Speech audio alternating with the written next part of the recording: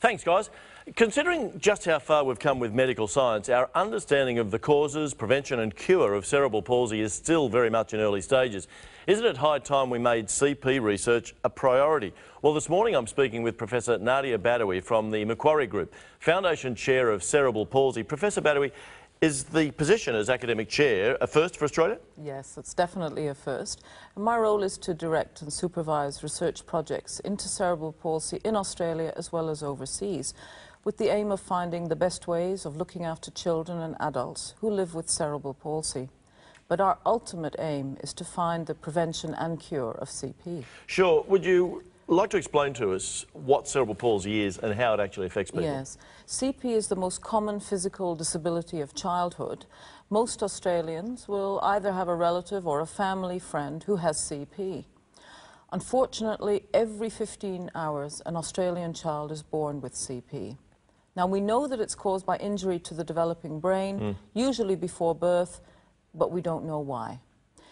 It's a very serious condition which affects a person's movement. 1 in 4 children will be unable to walk, and it also affects sight, hearing, speech, and sometimes intellect. So, Professor, can research help people who already have cerebral palsy? Yes.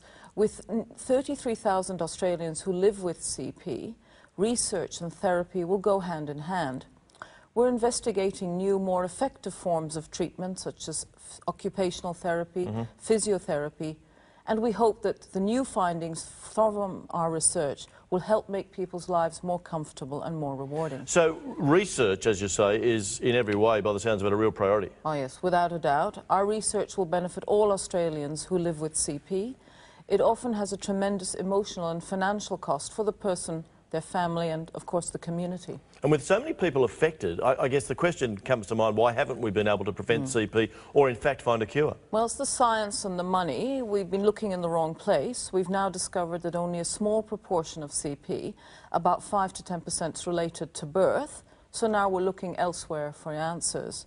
The cure will involve reversing a brain injury, which we once thought was an impossible venture, but we're now researching stem cells, which may help promote brain repair or neural regeneration. Gee, isn't it marvellous what you guys can do? It sounds like, though, that we really are only just beginning to understand the basics. Yes, I think it's because so little money has been given to CP research in the past.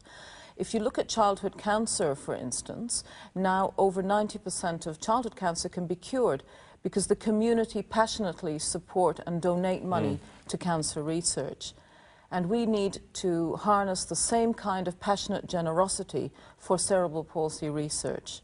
We could make an amazing difference to the lives of people with CP and to future generations. So do you believe that we will discover a cure ultimately for cerebral palsy? I do believe that one day there will be a cure. Part of that will involve finding out what causes cerebral palsy, but we've already identified key research areas which will have the greatest impact. We're asking experts around the world, in Australia as well, to focus on these areas, and we'll ask the community to help fund these key research areas.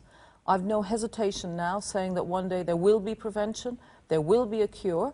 I don't know when, I don't know where, but it will come. And how can viewers watching today help? It often comes down to money, but people can make a real difference by donating to CP research to help us prevent and cure this difficult condition. Well, Dr. Badawi, thank you very much for coming on. Look, I'm sure we've got many generous people out there who'd love to help. Dig deep, folks. 1300 551 137 is the number, or you can go online, cpfoundation.com.au. Together we can create a future without cerebral palsy. Guys, back to you.